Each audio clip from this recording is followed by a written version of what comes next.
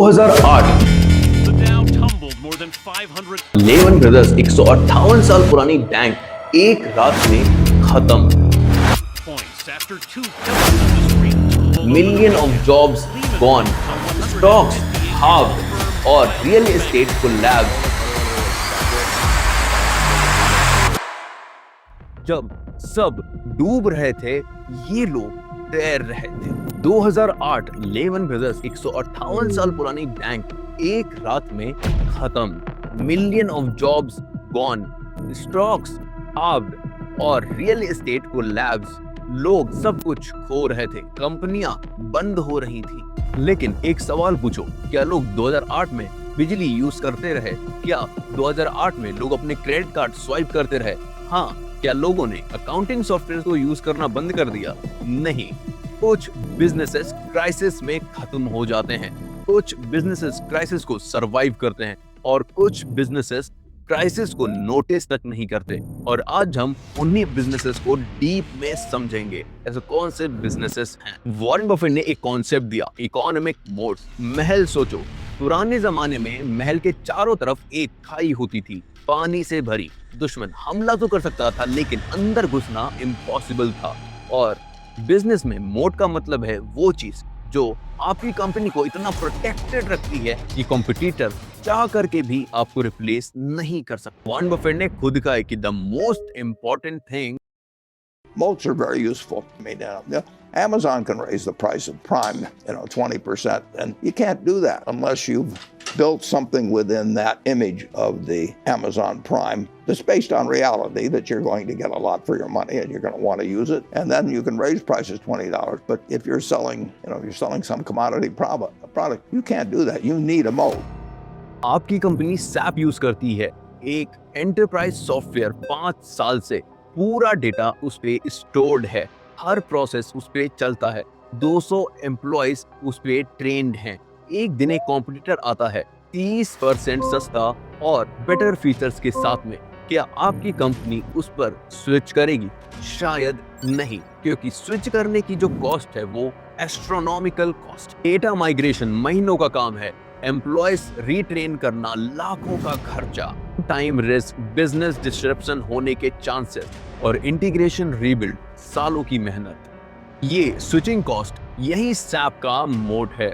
SAP 1972 में बना और आज 2026 में इसकी वैल्यू $200 बिलियन से भी ज्यादा है। एक बार अंदर आ जाओ, उसके बाद में यहाँ से निकलना नामुमकिन है। इंडिया में देखो, टैली 1986 में आया और 7 मिलियन बिजनेसेस इसको यूज करते हैं। हर छोटा अकाउंटेंट इसको छोड़ने से डरता है, उसकी पूरी लाइफ टैली पर बसी हुई है। स्विचिंग कॉस्ट का यही जादू है। कस्टमर को रोक लो, फोर्स से नहीं बल्कि इनकन्वीनियंस। जितने ज्यादा लोग आएंगे उतना ज्यादा पावरफुल बनता जाएगा। 1990 फैक्स मशीन। स्टार्टिंग में फैक्स मशीन खरीदते वक्त ये ऑलमोस्ट यूजलेस थी। क्यों? क्योंकि किसी के पास में भी नहीं थी। धीरे धीरे जब लोग खरीदने लग गए तो ये यूजफुल हो गई। एक बार ये सबके पास में थी तो बिना फैक्स मशीन के बिजनेस एकदम इम्पॉसिबल सा लगने लगा।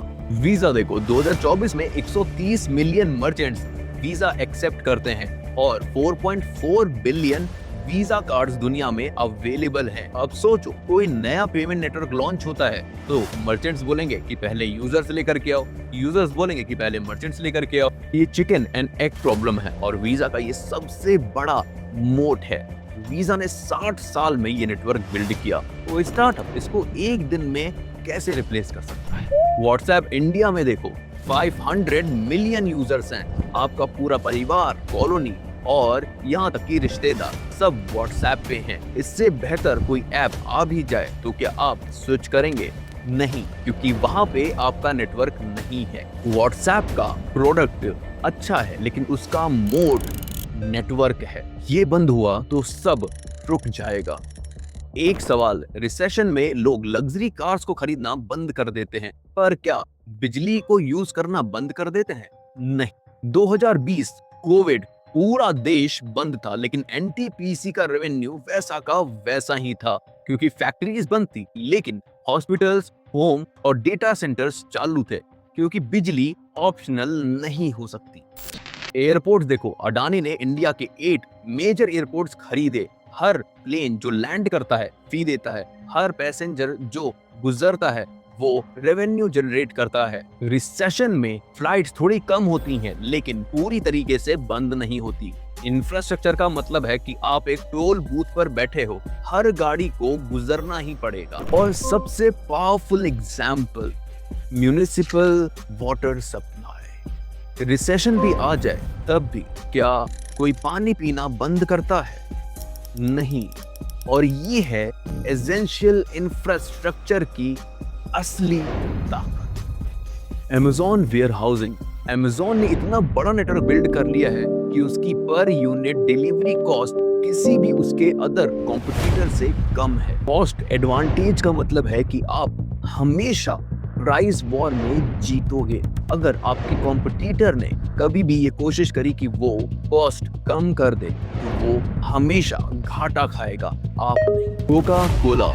एक ब्लाइंड टेस्ट टेस्ट में लोगों ने पेप्सी को कोका कोला से ज्यादा अच्छा बताया टेस्ट में, लेकिन जब उनको लोगो दिखाया गया तो उन्होंने हर बार कोका कोला को ही पिक करा। ये ब्रांड का मोड है।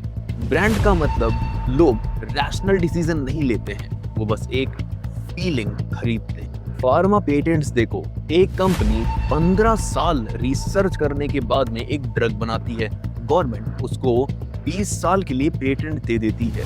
अब अगले 20 साल के लिए कोई दूसरा कॉम्पिटिटर उस ड्रग को नहीं बेच सकता।